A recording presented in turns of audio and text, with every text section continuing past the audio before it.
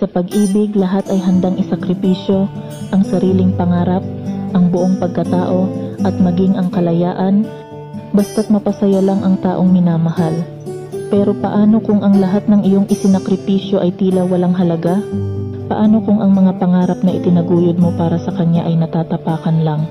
At paano kung, sa kabila ng lahat, ang kapalit ng iyong pagmamahal ay kasinungalingan at sakit? Ito ang kwento ng isang pusong nagmahal ng todo, nagtiwala ng lubos, ngunit ngayon ay napapaisip kung may halaga pa ba ang kanilang pagmamahalan. Ang paulit-ulit na sakit at pagdududa ay parang isang tanikala na hindi makalaglag, habang ang mga kasinungalingan ay tulad ng mga patalim na humihiwa sa kanyang damdamin.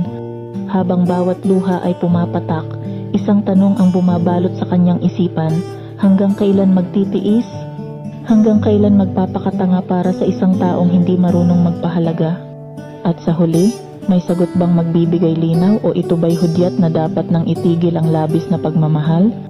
Sa pagitan ng pag-ibig at sakit, kailan ba dapat huminto ang puso sa pag-asa?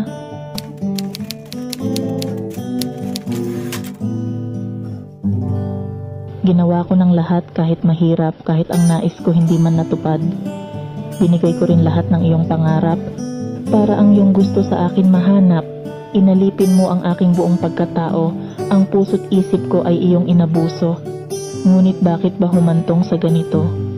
Sinasaktan ako ng walang pagbabago. Ilang ulit akong nagsabit nagpakatotoo, nagtanong sa'yo ng harapan at diretso, kung mayroon bang dumating na bago, o mayroon pang iba dyan sa puso mo.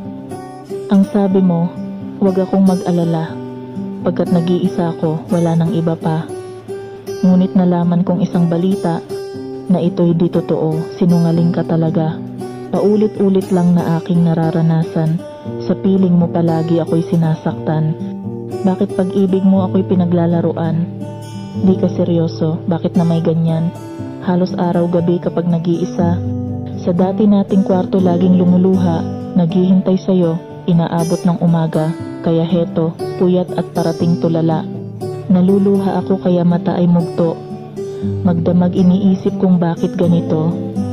Tapat naman sa iyo ang aking puso. Pero bakit ba paulit-ulit lang niloloko? Naluluha ako sa aking nararamdaman, sa kasinungalingan mo ay nasugatan. Ano pa ba ang pwede kong maranasan, ang dapat kong gawin at paghandaan?